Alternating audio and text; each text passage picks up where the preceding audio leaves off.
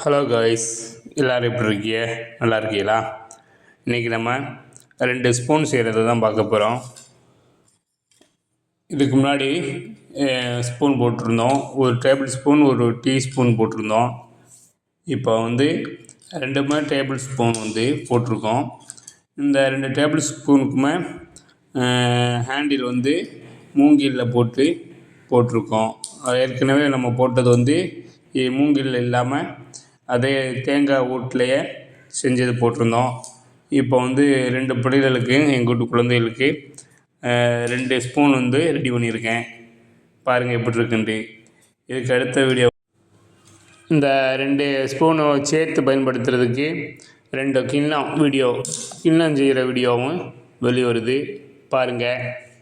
நம்ம சேனலை சப்ஸ்கிரைப் பண்ணுங்கள், லைக் பண்ணுங்கள், ஷேர் பண்ணுங்கள், கமெண்ட் பண்ணுங்கள். எப்படி இருக்குன்னு பாருங்கள் நம்ம வீடியோக்கெல்லாம்.